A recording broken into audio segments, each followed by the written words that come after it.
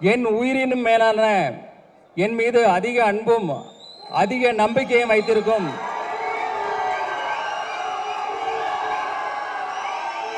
அவர் கேட்ட latest technology என்னென்ன lens வேணும், என்ன கேமரா வேணும், என்ன லைட்ஸ் வேணும், அதே போல அவர் கேட்ட டெக்னாலஜி அத்தனையும் கொடுத்தோம். கொஞ்சம் ஷேடாக வந்ததுன்னா அடுத்த நிமிஷமே உடம்பெல்லாம் 1000 ஊசி குத்துற மாதிரி இருக்கும், கை காலெல்லாம் மரத்து போயிடும். ஸோ அதில் கிட்டத்தட்ட 14 days ஒர்க் பண்ணோம். கேமரா ரோல் ஆக்ஷன் சொன்ன உடனே அடுத்த நிமிஷமே ஃபயர் தான். இந்த படத்தை வந்து வெற்றிமாறன் சார் அப்புறம் தனுஷ் சார்லாம் இப்போ ரீசெண்டாக பார்த்துட்டு இந்த படம் பிரம்மாண்டமாக இருக்கு, பிரமாதமாக இருக்குன்னு பாராட்டியிருக்காங்க.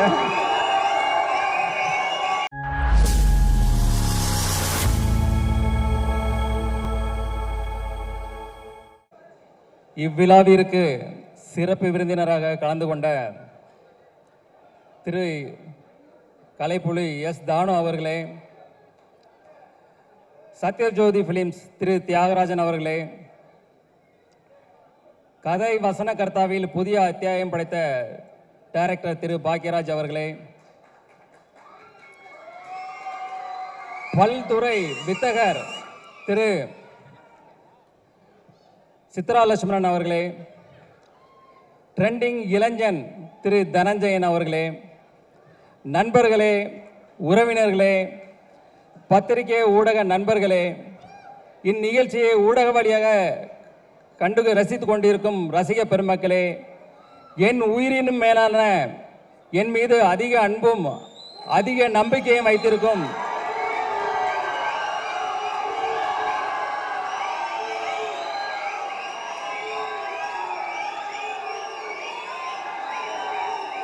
என் ரசிக பெருமக்களே, உங்கள் அனைவருக்கும் எனது அன்பான பணிவான வணக்கத்தை தெரிவித்துக் கொள்கிறேன்.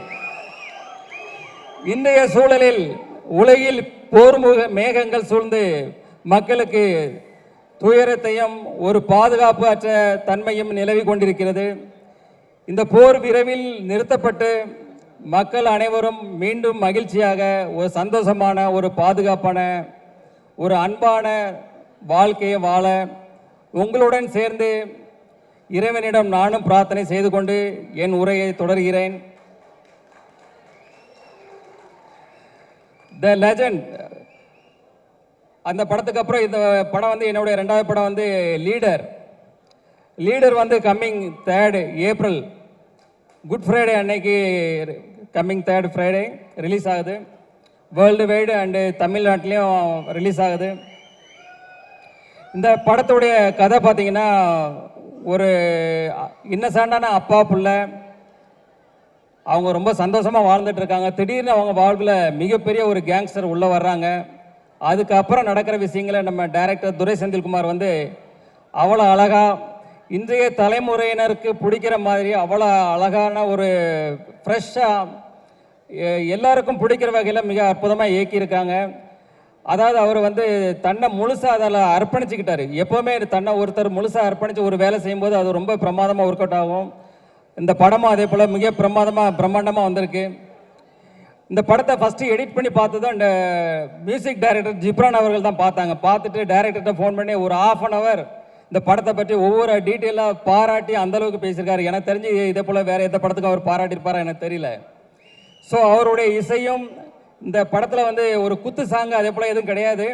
இது படத்தோட ட்ராவல், அதாவது ஸ்டோரியோட ட்ராவல் ஆகிற மாதிரியான சாங்ஸ் இதில் இருக்குது. அதுக்கான வரிகள் இருக்குது, அதுக்கான படப்பிடிப்பு எல்லாமே அதை நோக்கி பயணித்தோம். ஸோ அதுக்கான இசையை பிரமாதமாக பண்ணி கொடுத்துருக்கிறாரு. அடுத்தது நம்ம கேமராமேன் திரு வெங்கடேஷ் அவர்கள். அவர் வந்து பார்த்தீங்கன்னா அவர் கேட்ட லேட்டஸ்ட் டெக்னாலஜி என்னென்ன லென்ஸ் வேணும், என்ன கேமரா வேணும், என்ன லைட்ஸ் வேணும், அதே போல் அவர் கேட்ட டெக்னாலஜி அத்தனையும் கொடுத்தோம். அதுக்குள்ள டெக்னீஷியன் அதை வந்து அவரை சிறப்பாக பயன்படுத்தி இந்த அவுட்புட் வந்து ரொம்ப பிரமாதமாக கொடுத்துருக்கிறாரு. இந்த படப்பிடிப்பு பார்த்தீங்கன்னா ஜார்ஜியா, ஜெய்ப்பூர், ஊட்டி, தூத்துக்குடி, சென்னைன்னு எல்லா இடத்துலையும் நடந்தது. அதை வந்து மிக அழகாக பிரம்மாண்டமாக படப்பிடிப்பு படுத்தி கொடுத்துருக்கிறாரு. அடுத்தது பார்த்தீங்கன்னா பிரதீப் ராகவ் அவர் வந்து இந்த படத்தை ரொம்ப கிறிஸ்பாக இது பண்ணியிருக்கிறாரு. இப்போ ட்ரெய்லர் டீசர் எல்லாம் பார்த்துருப்பீங்க. அதில் எப்படி அவர் கிறிஸ்பாக பண்ணாரோ அதே மாதிரி படத்தையே ரொம்ப கிறிஸ்பாக பண்ணி கொடுத்துருக்கிறாரு. ஆர்ட் டைரக்டர் துரைராஜ் அவர் வந்து பார்த்தீங்கன்னா செட்டு எது நிஜம் எதுனே தெரியாது, அந்தளவுக்கு பிரமாதமாக பண்ணியிருக்காரு. அடுத்தது எங்கள் டீமில் உள்ள மகேஷ் மேத்யூஸ் ஸ்டண்ட் மாஸ்டர் ஒரு யங் அண்ட் ஒரு எனர்ஜெட்டிக் பர்சன். ஆனால் அதில் எங்களுக்கு இந்த படத்தில் ஷூட்டில் பார்த்தீங்கன்னா 2 இடங்கள் வந்து எங்களுக்கு ஒரு மிகப்பெரிய சவாலாக இருந்தது. ஒன்று வந்து ஜார்ஜியாவில் ஏர்போர்ட்டில், இந்த இன்டர்நேஷ்னல் ஏர்போர்ட்டில் வந்து ஷூட் பண்ணோம். அங்கே வந்து பார்த்தீங்கன்னா -14 டிகிரி செல்சியல் டே டைமில். அந்த ஹில்ஸ்லலாம் பார்த்தீங்கன்னா சுற்றி ஐஸு கொட்டி கிடக்கும், அந்தளவுக்கு குளிர் அதிகமாக இருக்கும். சன்லைட் இருந்தால் நாங்கள் தப்பிச்சோம். கொஞ்சம் ஷேடாக வந்ததுன்னா அடுத்த நிமிஷமே உடம்பெல்லாம் 1000 ஊசி குத்துற மாதிரி இருக்கும், கை கால்லாம் மரத்து போயிடும். ஸோ அதில் கிட்டத்தட்ட 14 டேஸ் ஒர்க் பண்ணோம். நான் மட்டும் இல்லை, எங்கள் டீமில் உள்ள எல்லாருமே அதில் வந்து ரொம்ப அழகாக சிரமப்பட்டு ஒர்க் பண்ணாங்க. அது வந்து ஃபுல்ஃபில்லாக அது வந்து ரொம்ப அழகாக வந்திருக்கு அந்த போர்ஷன் எல்லாமே. அதே போல் பார்த்தீங்கன்னா லாஸ்ட்டு கிளைமேக்ஸ் ஃபைட் இருக்கும்போது அது வந்து ஒரு குறுகலான இடம், ஒரு ட்ரெயினில் வந்து ஃபைட் வச்சுருந்தோம். கிட்டத்தட்ட ஃபாரின் ஸ்டண்ட் மாஸ்டர்ஸ்க்கு கிட்டத்தட்ட ஒரு 100 பேர் இருந்தாங்க. அது போக கிட்டத்தட்ட ஆயிரக்கணக்கான ஜூனியர் ஆர்டிஸ்ட்டு, டெக்னீஷியன்ஸ், ஒரு பெரிய பட்டாளமே இருந்தது. இந்த இடத்துல ஃபஸ்ட்டு டே ஃபஸ்ட் ஷாட் முடிஞ்சதுமே நான் என்னுடைய ப்ரொடக்ஷன் மேனேஜர் அம்பியாபதியை கூப்பிட்டேன். அம்பியாபதி, எத்தனை ஆம்புலன்ஸ் இருக்குது அப்படின்னு. அவர் சொன்னார், 1 இருக்குது சார். 1 பத்தாது, 2-3 வைங்க, யாருக்கு வேணால் எப்போ வேணால் என்ன வேணால் ஆகும், எனக்கே கூட சில நேரங்களில் இன்ஜூர் ஆகும், நம்ம ரெடியாக இருக்கணும் அப்படின்னு சொன்னேன். ஆனால் காட் கிரேஸ், ஒரு 10 டேஸில் வந்து பெருசாக யாருக்கும் இன்ஜூர் ஆகலை, சின்ன சின்ன இன்ஜூர் ஆச்சு. 10th டே எனக்கு காலில் ஒரு மிகப்பெரிய இன்ஜூர் ஆச்சு. அடுத்த நாள் ஷூட் பண்ண முடியுமா பண்ண முடியாதுன்ற அளவுக்கு ஒரு பெரிய ஒரு சூழ்நிலை இருந்தது. அப்போது இத்தனை டெக்னீஷியன், இத்தனை 1000 பேர் இருக்கிறாங்க, அவங்களுக்கு வந்து வெயிட் பண்ண வைக்கூடாது சொல்லிட்டு இன்ஜெக்ஷன் டேப்லெட்ஸ் எல்லாம் போட்டுட்டு அது அடுத்த நாள் ஷூட் வரும்போது தாங்கி தான் நடந்து வந்தேன். இன்னைக்கு என்ன நம்மளால பண்ண முடியுமா அப்படின்ற ஒரு டவுட்லேயே தான் இருந்தேன். பட் கேமரா ரோல் ஆக்ஷன் சொன்ன உடனே அடுத்த நிமிஷமே ஃபயர் தான்.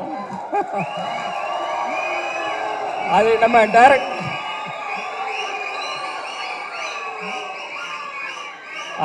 நம்ம டைரக்டர் சார் சொன்ன மாதிரி அந்த எனர்ஜி எங்கேருந்து வருது தெரியாது. அது காட் பிளஸிங், கடவுளுக்கு தான் நன்றி சொல்லலாம். அதே போல் இந்த படத்தில் ஒர்க் பண்ண அத்தனை டெக்னீஷியன்ஸும் அவங்கள வந்து முழுசாக அர்ப்பணித்து இதில் ஒர்க் பண்ணாங்க. எப்படி இப்போ நம்ம தலை எப்படி அப்படி தான் வாழு. ஸோ அதே போல் என் கூட இருந்த எல்லாருமே அவங்கள தன்னை அர்ப்பணித்து அந்த இதில் ஒர்க் பண்ணாங்க. அவங்களோட ஒர்க்கு எல்லாரும் ரொம்ப ஃபென்டாஸ்டிக்காக வந்திருக்கு. அவங்களுக்கு எல்லாருக்கும் தேங்க்ஸ். அதாவது நம்ம டைரக்டர் டீம் ஆகட்டும், எனி அதர் டெக்னீஷியன், எல்லா டெக்னீஷியனுக்கும் என்னோட தேங்க்ஸ். அவங்களுக்கும் என்னுடைய வாழ்த்துக்களையும் தெரிவித்துக் கொள்கிறேன். அடுத்தது ஆர்டிஸ்ட்டுக்கு வர்றேன். ஆர்டிஸ்டில் வந்து பார்த்தீங்கன்னா நம்ம அறந்தாங்கி நிஷா அவர்கள் வந்து என்ன ஷூட்டில் இருக்கும்போது கோ டைரக்டர் வந்து சொன்னார், பக்ருதீன் சார் இவங்க வந்து ஸ்கிரிப்டில் இருக்கிற மாதிரி 2 வார்த்தை திட்டுவாங்க சார் அப்படின்னு. சரின்னு இருந்தேன். அவங்க பார்த்த ஷார்ட் போகுது திட்டிகிட்டே இருக்கிறாங்க. எனக்கு ஷாக் ஆகிட்டு உடனே பக்ருதீன் சாரை கூப்பிட்டு, என்ன சார் இது, நீங்கள் 2 சீன் தானே சொன்னீங்க சார், இன்னும் இவ்வளோ திட்டிகிட்டு இருக்காங்களா அப்படின்னு. இல்லை அவர் சொன்னார், மேடம் கூட 2 வார்த்தை போட்டுக்கலாமான்னு கேட்டாங்க. நான் சரின்னு சொன்னேன். ஆனால் இப்படி வச போடுவாங்கன்னு எனக்கு தெரியாது சார் அப்படின்னு. ஆனால் அப்புறம்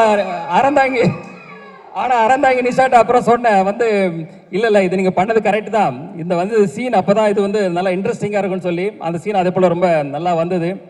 அடுத்தது பார்த்தீங்கன்னா நம்ம யோகிராம், வேலு, நிரஞ்சன், கதிர், அதே போல் பத்மன், இவங்க எல்லாருமே அந்தந்த ஆர்டிஸ்ட்டு அந்தந்த கேரக்டரில் ரொம்ப அழகாக பண்ணாங்க. இதே போல் பல ஆர்டிஸ்ட் அதில் ஒர்க் பண்ணாங்க. அவங்க எல்லாருக்குமே என்னுடைய வாழ்த்துக்கள். அடுத்தது வந்து இயல் பாப்பா, அவங்க வந்து ஒரு பான் ஆர்டிஸ்ட் தான். டைரக்டர் ஆல்ரெடி இப்போ சொன்னார், அந்த சின்ன வயசுலேயே அந்த அளவுக்கு அதை புரிஞ்சுக்கிட்டு அதை அழகாக டெலிவரி பண்ணுற விதமாகட்டும் எல்லாம் ஆகட்டும். செட்லேயே அவங்க பேரண்ட்ஸ்கிட்ட சொன்னேன், இந்த பொண்ணு ஒரு நாளைக்கு பெரிய ஹீரோயினாக வரும்னு. அது கண்டிப்பாக நடக்கும். அதே போல் நம்ம ஜார்ஜி வில்லியம்ஸ்னு நடித்தார் என் கூட. அப்போ அவர் வந்து ஒரு சீன், அவர் அங்கே நிற்கிறாரு, நான் அங்கே நிற்கிறேன். அப்போ அவர் வந்து கொஞ்சம் சங்கோச்சப்பட்டார், சார் நீங்கள் அங்கே இருக்கணும் நான் இங்கே இருக்கணும், இதான் சார் அப்படின்னு கொஞ்சம் சங்கோச்சப்பட்டார். சார் சினிமா தானே சார், இது அப்படி தான் பண்ணணும்னு சொல்லி அவரை சமாதானப்படுத்தி அந்த சீனை முடித்தோம். அதுக்கப்புறம் ஒரு எமோஷனான சீன், என்னோட எமோஷனான ஒரு சீனு. செட்டில் அந்த சீன் முடிஞ்சதை எல்லாரும் கிளாப்ஸ் பண்ணாங்க. சார் ஓடி வந்து கையை பிடிச்சிட்டு ரொம்ப நெகிழ்ச்சியாக கண்ணெலாம் கலங்கி அவர் வந்து ரொம்ப பாராட்டினார். அந்த தருணங்களும் ரொம்ப சந்தோஷமாக இருந்தது. அடுத்தது பார்த்தீங்கன்னா நம்ம பாகுபலி பிரபாகர், அவர் வந்து பார்த்தீங்கன்னா ஒரு சீனில் அப்படி ஃபோனை அப்படி தூக்கி வீசினார். அப்படி பார்த்தா எல்லாம் ஃபோன் தெரிச்சு ஓடுது, பக்கத்தில் இருந்தவங்க எல்லாரும் தூரமாக ஓடி போயிட்டாங்க. ஏன்னா அவ்வளோ பயம். என்ன சார் இது இவ்வளோ பவர்ஃபுல்லாக அடிக்கிறாரு, ஏன்னா அவர் அஜானபாகு 6 அடிக்கு மேலே இருக்கிறாரு. கடோத் கஜன் மாதிரி இருக்கிறாரு.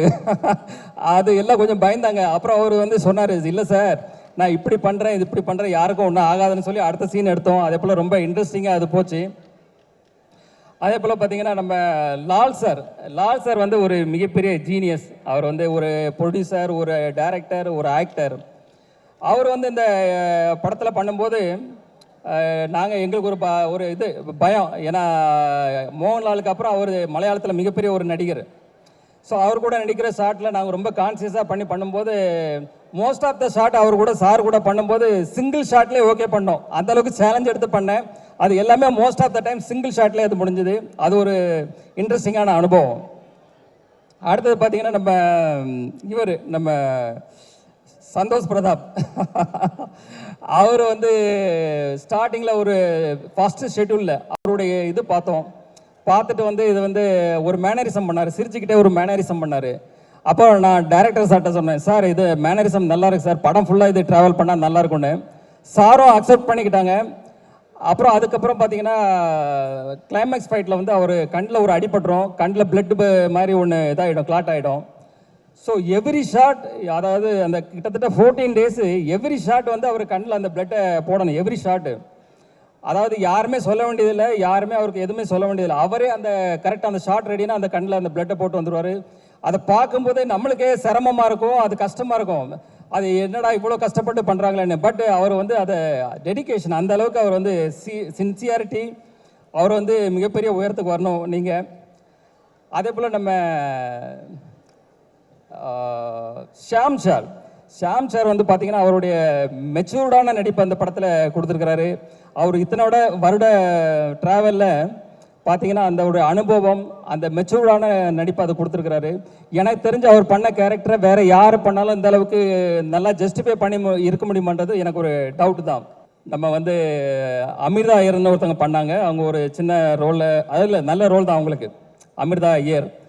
ஆக்சுவலி அவங்க பார்த்தீங்கன்னா செட்டுக்கு வரும்போது வந்து ஒரு இன்னசென்ட்டாக இருப்பாங்க. அது வந்து சீன் பார்த்தீங்கன்னா மிகப்பெரிய சீனாக இருக்கும். இந்த சீனை அவங்களால எப்படி கன்சியூம் பண்ண முடியும், எப்படி பண்ண போகிறாங்கன்னு ஒரு பயத்தோடய நம்ம இருப்போம். ஆனால் அந்த சீனை ரொம்ப அழகாக நேர்த்தியாக பண்ணி எங்களை ஆச்சரியப்பட வச்சாங்க. அதே போல் ஒரு எமோஷனான ஒரு சீன் இருந்தது. அதுலேயும் வந்து அவங்க அழகாக பெர்ஃபார்மன்ஸ் பண்ணி அதை வந்து இப்போ எல்லாருடைய பாராட்டையும் பெற்றாங்க. அதே போல் ஐஸ்வர்யா லட்சுமி மேடம், அவங்க வந்து பார்த்தீங்கன்னா ஐஸ்வர்யா மேடம் வந்து ஒரு முதிர்ச்சியான பண்பட்ட நடிப்பு, அதாவது அவங்களுடைய ஷெட்டில் மோஸ்ட்லி எங்களுக்கு ஜெய்ப்பூரில் தான் இருந்தது.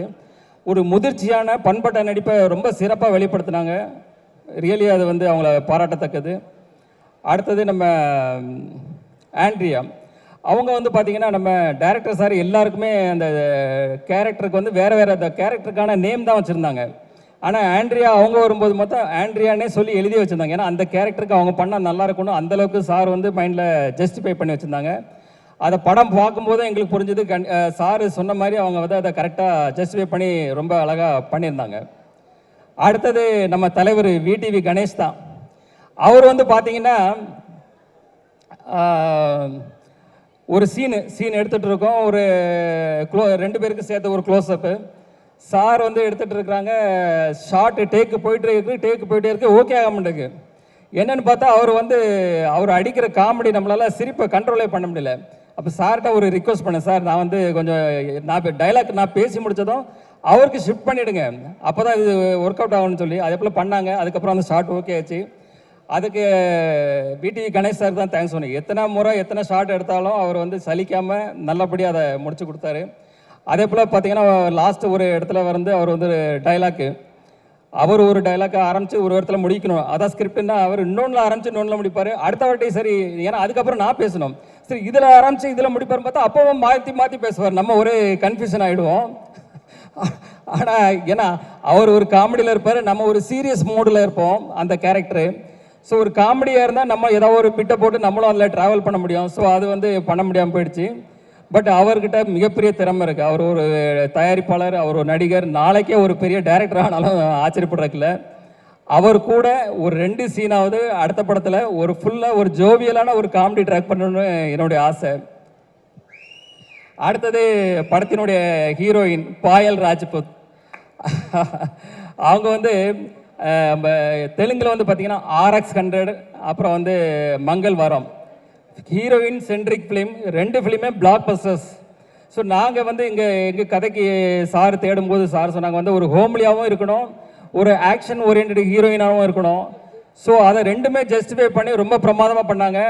ஸோ தமிழ் சினிமாவுக்கு வந்து அவங்க ஒரு இந்த பெர்ஃபார்மன்ஸ் வந்து ஒரு புதுசாக இருக்கும், எல்லாருக்கும் பிடிக்கும்னு நினைக்கிறேன். ஃபைனலாக இந்த படத்தை வந்து வெற்றிமாறன் சார் அப்புறம் தனுஷ் சார்லாம் இப்போ ரீசெண்டாக பார்த்துட்டு இந்த படம் பிரம்மாண்டமாக இருக்குது, பிரமாதமாக இருக்குன்னு பாராட்டியிருக்காங்க.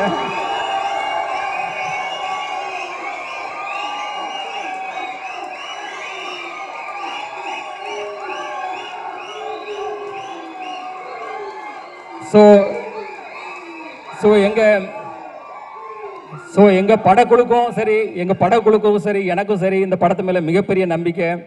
இந்த படம் வந்து ஒரு ஜெயிலர் அளவுக்கோ ஒரு விக்ரம் அளவுக்கோ ஒரு லியோ அளவுக்கு வெற்றி படமாக அமையும்.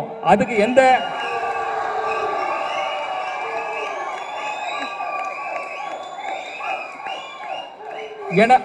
ஏன்னா அதுக்குள்ள தகுதி அத்தனையும் இந்த படத்தில் இருக்கு. நீங்க அந்த படத்தை வந்து நீங்க பார்க்கும்போது கண்டிப்பா புரியும். கம்மிங் April 3 வர குட் ஃப்ரைடே அன்னைக்கு, கவர்மெண்ட் ஹாலிடே அன்னைக்கு ரிலீஸ் ஆகுது. ஸோ ஃபேமிலியோட எல்லாரும் பாருங்க, உங்களை 100% இது வந்து சாட்டிஸ்ஃபை பண்ணும்.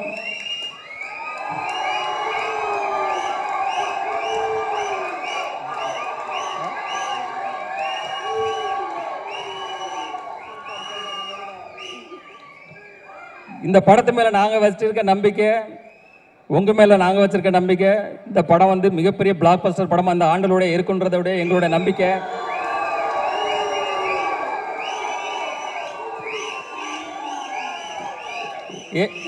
ஏப்ரலில் வந்து உங்களுக்கு ஹாலிடே அண்டு சம்மர் ஹாலிடே வந்துடுது. ஸோ சம்மர் ஹாலிடேயை லீடரோட பார்த்து என்ஜாய் பண்ணுங்கள்.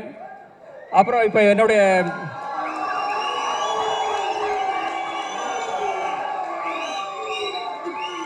இப்போது ஃபங்க்ஷன் நிறைவேறடைய இருக்கிறது. எல்லாரும் சாப்பிட்டுட்டு, எல்லாருக்கும் டின்னர் இருக்குது, சாப்பிட்டுட்டு நிதானமாக ரிலாக்ஸாக ஹாப்பியாக போங்க. இந்த நிகழ்ச்சியை தொகுத்து வழங்கிய ஆஞ்சலினா விஜய் அவர்களுக்கு மற்றும் நம்ம நிகில் முருகன் அவர்களுக்கும் தேங்க்ஸ். கடைசியாக இந்த படத்தில் வந்த ஒரு முக்கியமான எனக்கு ரொம்ப பிடித்த டைலாக்கு, அந்த டைலாக்கோட சொல்லி இந்த படத்தை இதை நிறைவுபடுத்துகிறேன். கடவுள் எந்த உதவியும் நேரடியாக செய்கிறதில்லை, எல்லா நல்லதும் நல்ல மனிதர்கள் மூலமாக தான் நடக்கும். நாம அவங்கள தான் நம்பணும். நீங்கள் என்ன நம்புங்க.